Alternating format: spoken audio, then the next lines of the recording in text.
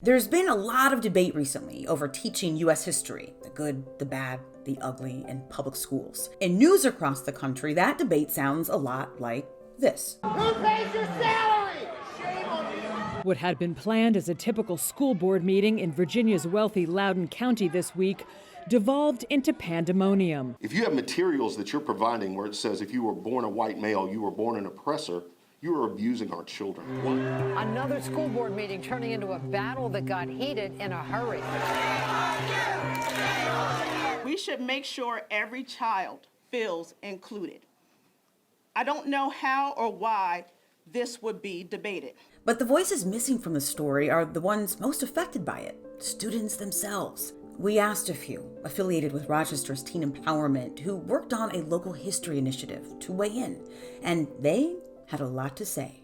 I personally never had a U.S. history class in high school. So I didn't learn about history except through my parents. I learned about history. We had humanities. That was the course of literature, like so Toni Morrison, Alice Walker. That's how I learned about history.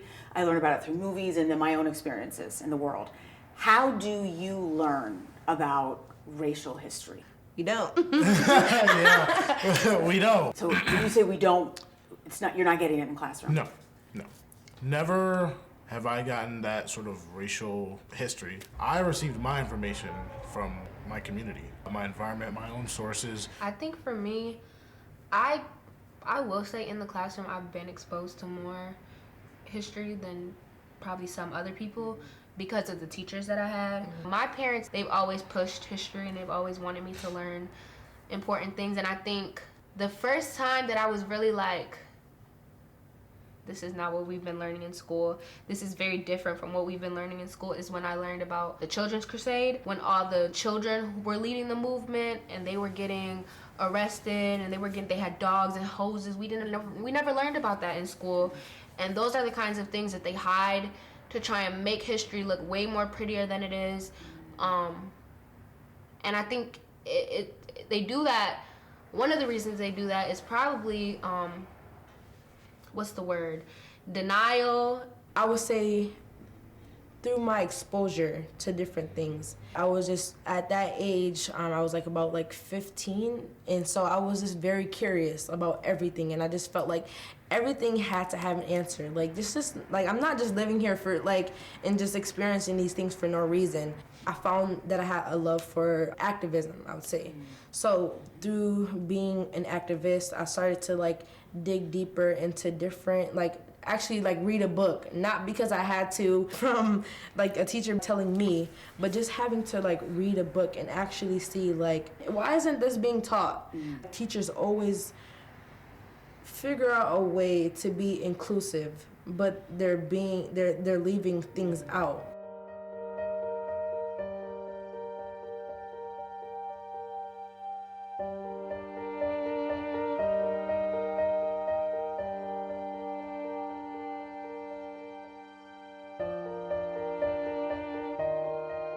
The common thread that I've kind of picked up between the three of you is there's this curiosity, and there's a curiosity to learn more and to go deeper and much deeper. And this makes me think of how the three of you all worked on this special project. You were youth history ambassadors, and you uncovered all sorts of research about Clarissa Street, one of the most historic neighborhoods, or streets I should say, in the Cornhill neighborhood. And I'm curious, you spent a lot of time researching, talking to elders, talking to people who have had all these lived experiences from Clarissa Street. What was that like? And what did you learn that you had not known before?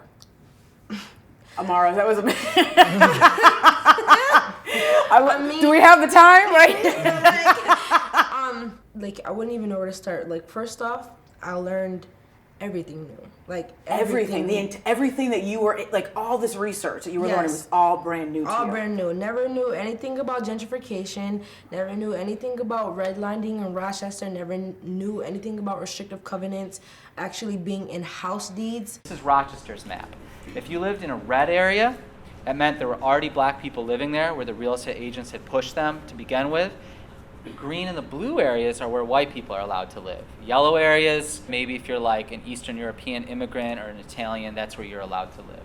And you can see that Cornhill, or the 3rd Ward, was 75% people of color at this time. And that was why it got redlined.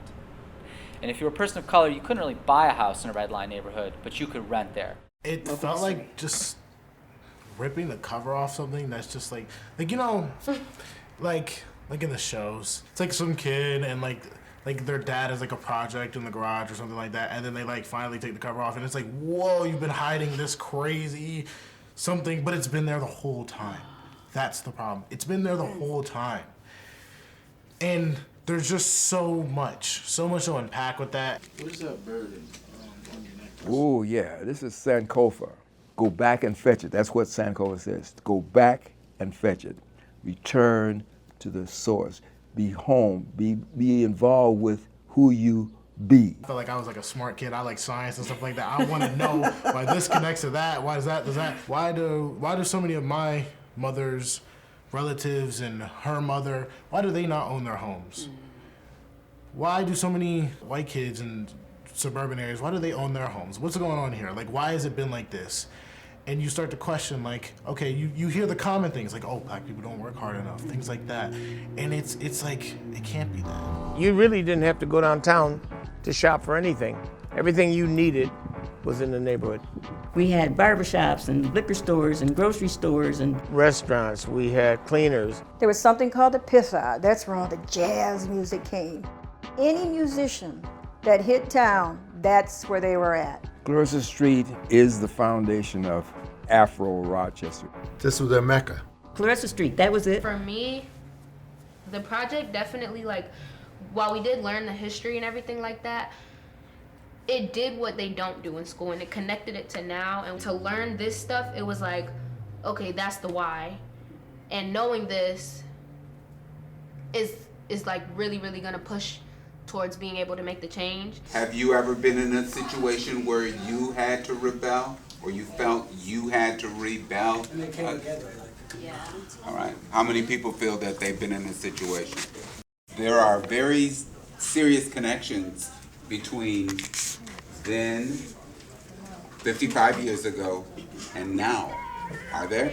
And I think that's what happens in schools too. It's like there's certain things they can't teach us, because if they do teach us that, we could do anything. If we really know the true history, it won't be allowed to repeat itself. And that was a big thing that we learned all throughout the project. But now letting out my thoughts, I think that's really a big thing in why we aren't taught certain things in school. I love how you worded that.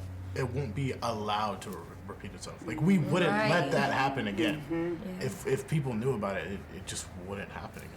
I'm curious about how you think all this history should impact white students, whether they go to city, suburban, or rural schools. When you're teaching like a sugar-coated history to white students, it's kind of just approving, I guess,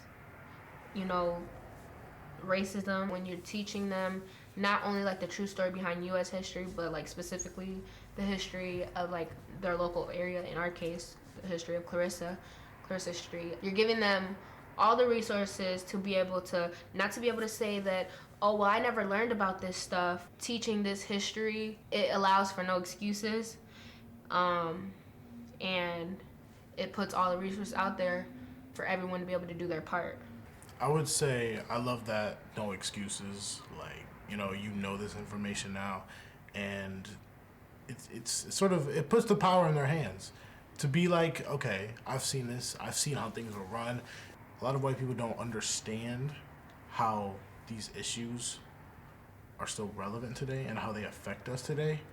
So when they get that history and see, it also puts the pieces together for them. What would you tell the decision makers when it comes to education curriculum? So folks at the New York State Department of Education, those people in Albany, district leaders, school board members, what would you want them to know? I'd say that representation matters, and the history that is being covered is crucial to our future. I mean, having a sense of identity matters. So when you're not being represented correctly, who do you go to? And like, you're just creating an identity based off mystery. We all know that a lot of the people higher up in the positions that you were talking about, they're worried about the numbers, they're worried about the graduation rates, they're worried about how high the region's scores are, and I guess to meet them where they're at, like the answer to all of those questions is that making it relevant is how you engage students. I guess once you do that, that's really how you can, students are gonna wanna come to school, students are gonna be excited to learn, students are gonna try harder, they're gonna do better on the test, gonna solve all of those problems.